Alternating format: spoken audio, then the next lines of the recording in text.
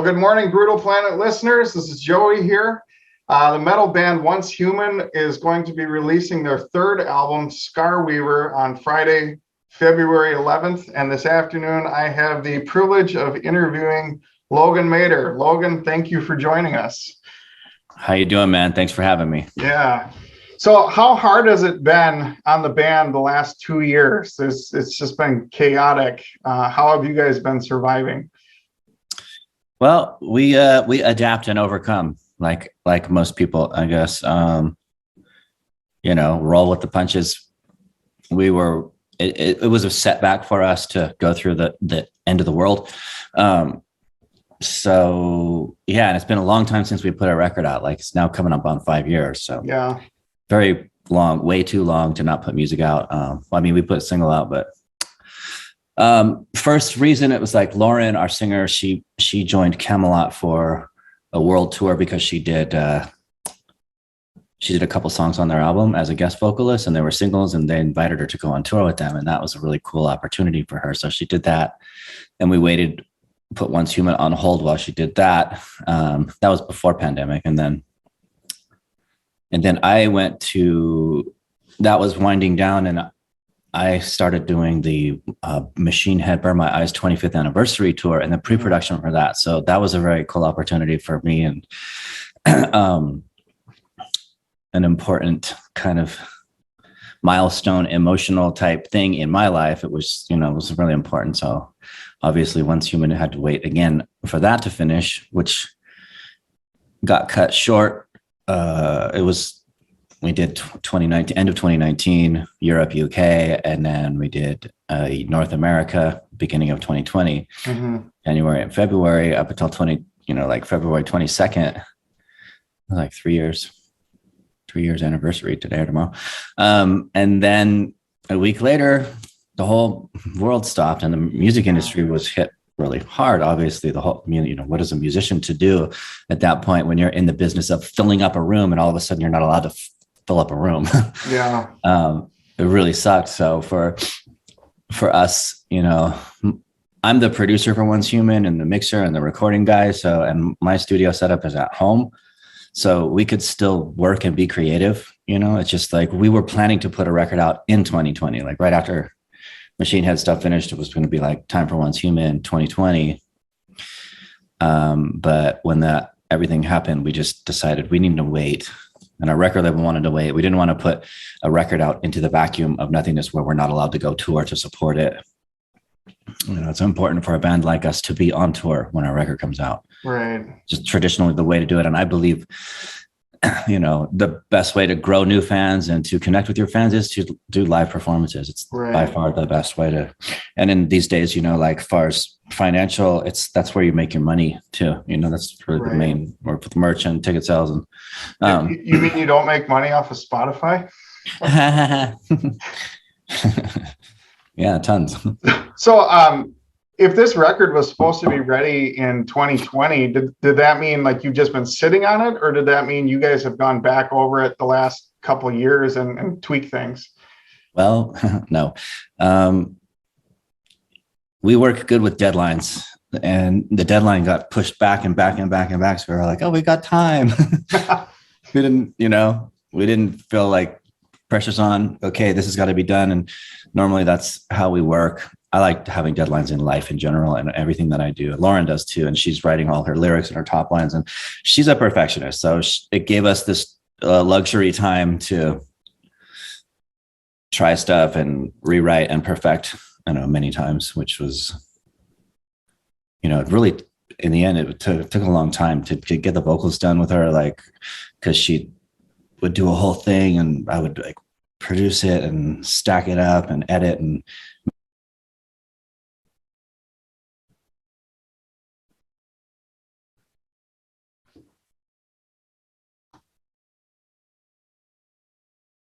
exhausting and everything, but it was worth it because end results were the best, so I'm really proud of what she did on the top lines, lyrically and melodically and overall like vibe and performance. We got there. So that's why it, took in between. And even now, like it got to a point where So we put a single out in, was it almost, when was that? Fuck, I gotta put that. 6 months ago, we put a Yeah, single I was gonna say, I think and it was like June or July of last year, wasn't it? yeah, July with featuring Rob Flynn from Machine Head as a guest vocal, the song Deadlock. And that we did a video for that. And that came out in 6 months ago or 7 months ago, and our record is coming out now in a month from now, or even 3 weeks or something. So 7 months prior to the album release, we're putting a single out for that album, which is really unheard of in the album setup. It's a long rollout. And I told Lauren, and I both felt strongly, and I told my label, like, I know it's a really long time to roll out an album and set up an album release, but we've been quiet for so long. Like we need to put some content out. People need music. And, we wanted to put something out to make people realize not to forget about us. And, we're still here. Well, that was an amazing single to release, because that one doesn't get old. That's probably one of my favorite songs on the album. Cool. Yeah, I love that song. That was really fun making it and doing the video. It was really an honor and really cool to have Rob Flynn be a part of it. So yeah, it came out great.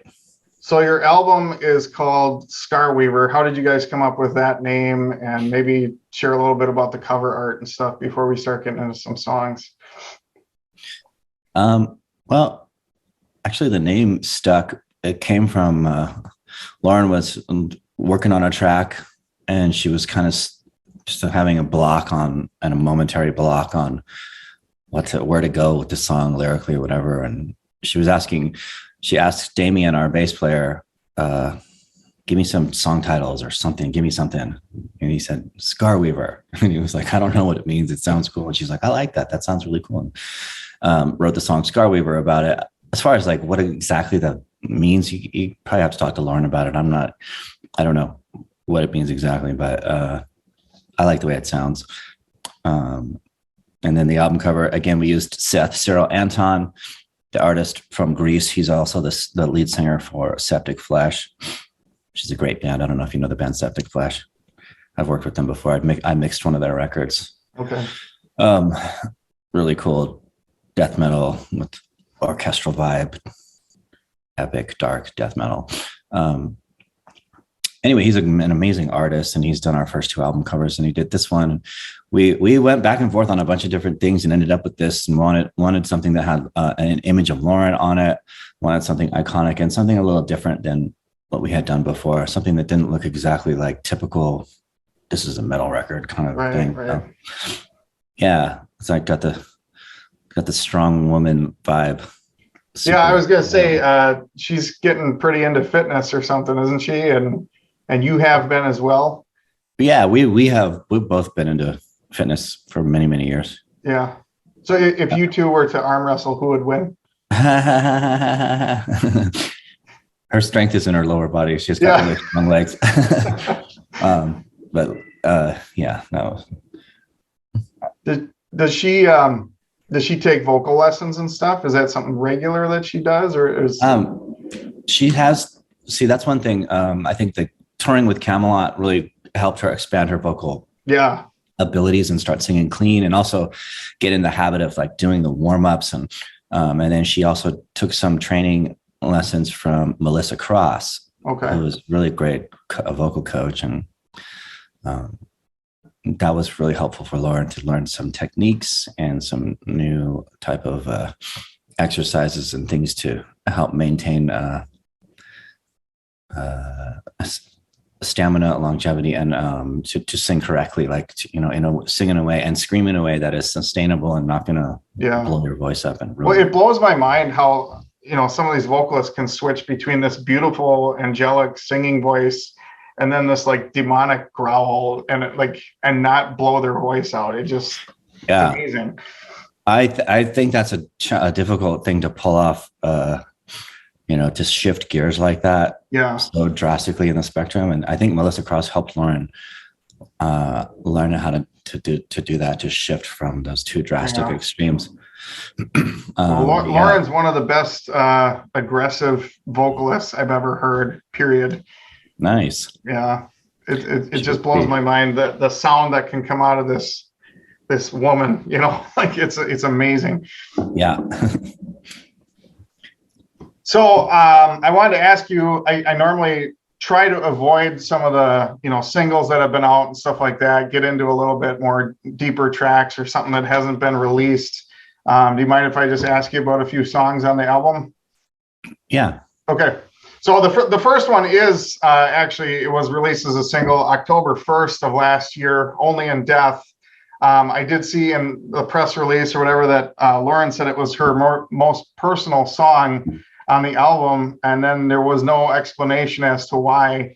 And I was just curious if you knew the reason behind that, or if you could share that. That definitely is something you have to talk to Lauren about for that Okay. one. Yeah. Sorry. No, that's fine. I didn't know how much you knew about the meaning behind the lyrics or anything like that, but Yeah. It was also neat. I like how much you guys blended the clean vocals in on this album as well. Maybe a little bit more so than the other ones. And you guys, it seems like, when a band first comes on the scene, like that first one is like that, hey, we're here. It's a punch in the face. Like, look at us.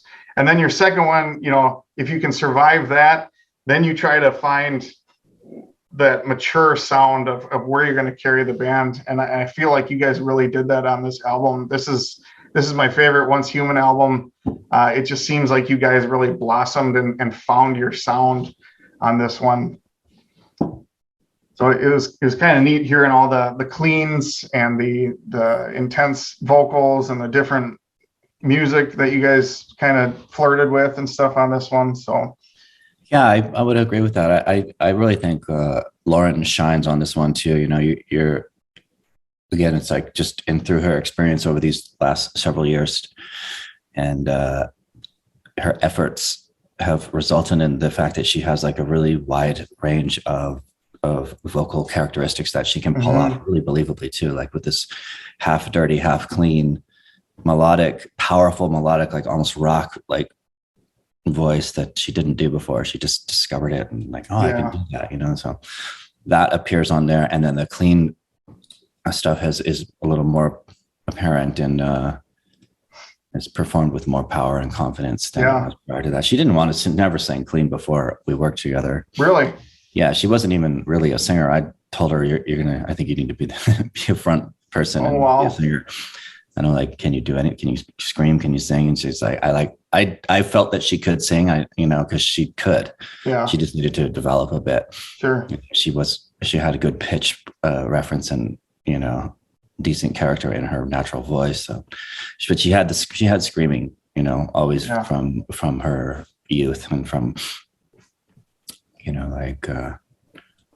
kind of played in some garage bands, metal bands, black metal bands and stuff when she was younger. Okay. But yeah, she's really come into her own full range vocal beast on this one. Yeah, it really shows. Yeah. So track one, I'm not going to lie, this word was unfamiliar to me. Is it Eidolon? Is that how you say it? What can you tell us about that song? It sounds like it's in 3/4 time. It's very different for a metal song. It's not in 3/4, is it? I think it has some weird 11 or 7 or something in it. Okay, I'm not a musician, Logan, so I'm not good, but it does have an odd time. It didn't sound like that 4/4. Yeah, it has some odd time stuff in it, but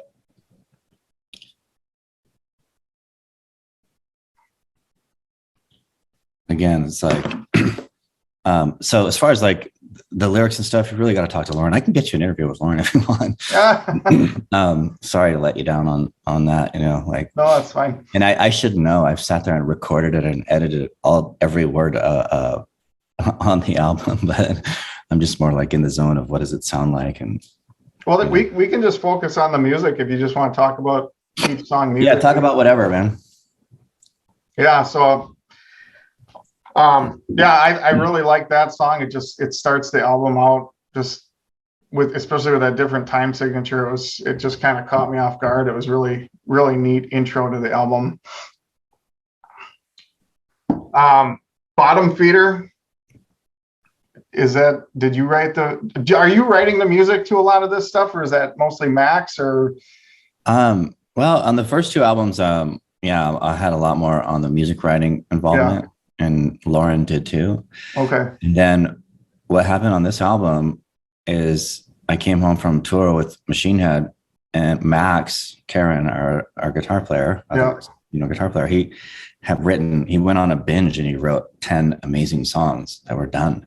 And I was like, holy shit, I'm listening to these things. And I was just like, these are totally done. Let's roll with it. It wasn't broken. I didn't need to add anything. And I was like, wow, this makes my job easier. So Max wrote this whole thing. And we made a conscious decision we really wanted him to be like, express himself and be free to be artistically whatever he is. And he really did that with this. And we gave him permission, to be himself and do that prior to, and I think he, enjoyed that opportunity, and he delivered some amazing shit, and he's a really expressive writer. Like, he's got a really, identifiable sound with his lead type stuff and thematic things that he does. And like his riffing is quite unique and really identifiable. And I love it. We love it. And we adopted it as the sound of Once Human, Sure. So during our second record, he came in as just like as a collaborator, outside collaborator, because I heard some of his music when we were touring with Fear Factory on our first album. He was a tech for Nino Casares on Fear Factory, and one day he played us some music that he wrote, and I was like, fucking holy shit, this is so cool. And really special stuff. So we got in, and on the album Evolution, our second album, he came in and wrote a lot of that together with me and Lauren, and he really kind of fell in love with the band and decided, he wanted to be in the band. So he started doing the tours with us as a guitar player, and then became a full member of the band. But he writes music for, a lot of other artists and stuff too. And he's really creative and talented writer. He worked with Bad Wolves, a bunch of their stuff. You might, if you listen to Bad Wolves, their first, like all three of their records, he was involved in a lot of the guitar writing together with John Berkland. You can hear Max, if you listen, is that Once Human, or is that it's like there's some fingerprints that you can't help. Max can't help but be himself, so I see some similarities, although it's totally different kind of a band, but he's a special one. He's really unique, creative individual. So on the song Bottom Feeder, there's this like crazy solo 2/3 of the way through or so. Is that you, or is that Max playing that then? The beginning intro lead? No, it's a solo, like, partway through the song or whatever, right before that. No, that's Max. Yeah. Max. Okay. Yeah. Because that kind of stood out to me too, that solo. That was pretty cool. And then all of a sudden it gets quiet for a few seconds, and then there's like this really intense ending. I love that song. Yeah, I love that too. Like, there's a few moments where the disgusting, heavy, ugly parts just get so brutal and so like almost wrong. It's like just it's got one of those moments in it. It's cool. I'm sure a lot of this is still way up in the air because COVID keeps going up and down and all that. But do you guys have any tour plans for this year, or did you have any tour plans, and what might that look like? We don't have any tour plans on the book. We have a team, management and agent that's working on it. But again, like you just said, it's up in the air. The tours are getting booked and announced and then canceled still. So especially like in Europe, we did get to go on tour in November. Okay. Luckily, we went out with Cradle of Filth. Okay.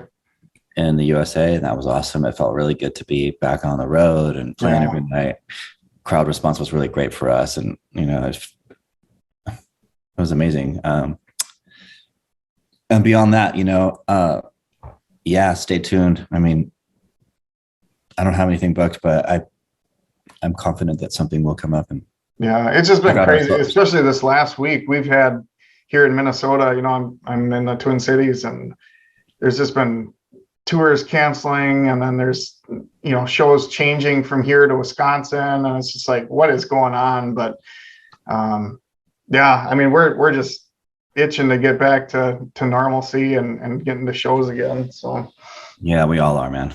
yeah, it's got to be the roughest on you guys, but it's where you make a bulk of your living, right? So well, I mean, during pandemic, I sort of like really focused on creating new revenue streams in my life, even new career paths, because I was like, I've been living off of music comfortably for 25 years. And yeah, I was going to ask you about are you still doing the CBD and stuff?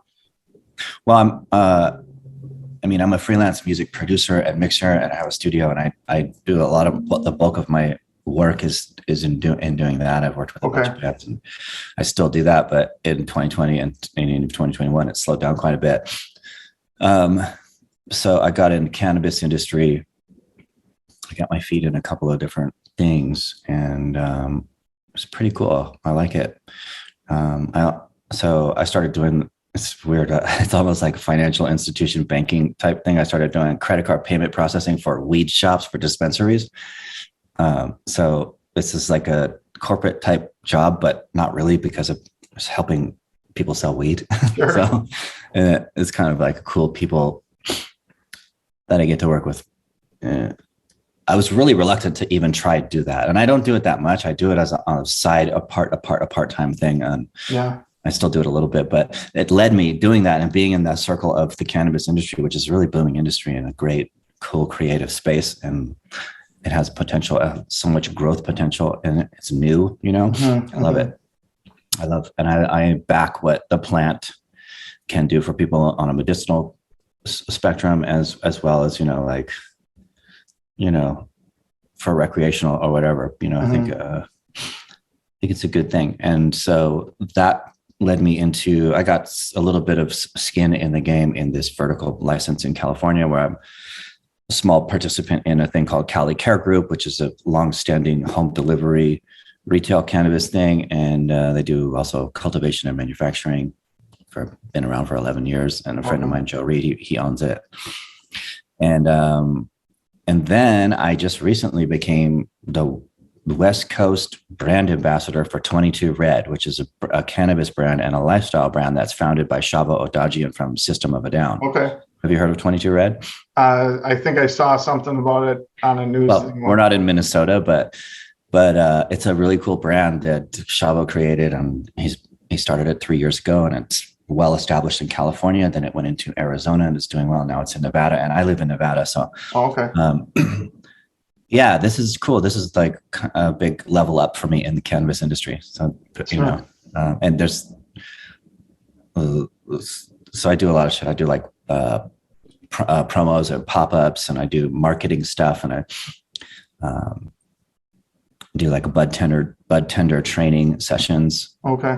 And education, and I help with events and just like attending events, and it's kind of just like it's like a marketing, networking, promo, sales, all kind of I wear a bunch of hats. And, yeah. And it's a really cool company. It started off like a lifestyle brand with just apparel and like hoodies and hats, and then it quickly evolved into a cannabis brand, and Shavo he's a good friend of mine. I've known him for like 25 years. Yeah. He's a great guy. And he's super creative. He's like he's a songwriter, a musician, music video director, painter, sculptor. He's super artistic and creative, and he's really hands-on with 22 Red. He's not just like, put my face and my name on this bag of weed and go try to sell it because it's my, yeah, really into it. Like, and he's got a big knowledge base about cannabis and genetics and breeding, and he handpicks all the strains, and he does the crossbreeding to create proprietary strains for 22 Red. And he's involved in the look, the designing, and like really hands-on with the whole thing. And I'm really drawn to it. I think it's got a cool air about it, and people really connect with it. So I'm happy to be a part of that company. Do you feel like wearing a bunch of different hats actually helps you become a better person all around? Because I know, like in my life, I have different hobbies or interests that aren't related at all, but yet I feel like the better I get in each one of those, the better I am as a person. Yeah, I think everything plays off of everything else, and if, that's what life is about. I think more experience, and if you get out of your comfort zone and find new challenges that are like, it's good for your brain, it's good for your consciousness, it's good for everything, it's good for your bank account, whatever. It's like, it's part of being useful and being creative and using your creative power and energy to give something, Right. So that's what we are. We're creators. Yeah, that's neat. So do you manage Once Human as well? No, I did for like the first 5 years, but okay.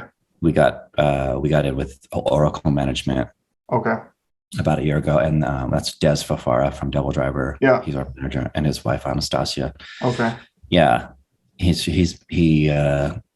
started managing like almost 5 years ago, I think, and he's really into it and got some good clients like Ginger and Cradle of Filth. Okay. 69 Eyes and Wednesday 13 and yeah. So that's. I was thinking with all these, doing the cannabis, doing the credit card stuff, if that just maybe helped you become a better manager, if you did the managing of the band or not. But yeah, I'm sure it would, but I just I really wanted to step away from that with Once Human. I still wear a lot of hats in Once Human. I mean, guitar player, producer, mixer. I do the tour managing when we're on tour. Okay. I even identified as the merch girl on our last tour because we lost our merch girl. Oh, sorry, I'm not snorting. In the middle of a tour, we lost our merch girl. So I was like, fuck it, I'm going to just do it. So I would, every day I would go out there and sell the shirts. I actually liked it. Well, you get to meet a lot of the fans and stuff. I get to, and during that tour, it gave me an excuse to actually connect with the fans more so because it was COVID protocols and we were not supposed to mingle and say what's up and shake hands, which is like really a big part of it to me. And so making that connection. So it allowed me to do that. And I was really busy from waking up all the way through to the very end of the night, doing all that work. And I enjoyed it. I enjoy staying really busy and focused. Yeah. When we stay busy, we stay out of trouble. So well, do you have any last comments for Brutal Planet listeners, or want to make any plugs, or where can we? Well, I'd like to say that we just released another single called Erasure, and this song is getting some good reaction. I'm really happy about it. We put a video out for it. And I'm happy to announce that Jose Mangan from Sirius XM Liquid Metal picked up the song and started playing it, which is really cool for us. So nice. Congrats, man. So check it out on Sirius XM Liquid Metal. If you want to request it, that would be awesome. Or go check it out on YouTube. The video is awesome. I'll post the links to all the videos and stuff in the interview here. So cool. Yeah. And merch, oncehumanofficial.com, correct? Yep. Okay. Well, there you go, Brutal Planet listeners. Scar Weaver drops February 11. It's an incredible album. I would encourage you guys, don't just stream it, go buy it, support the band, help Logan and the rest of the band members out. And we'll see you guys on the road whenever you're touring. Hell yeah. Thanks, man. Thanks, Logan. All right. Talk to you soon. Later.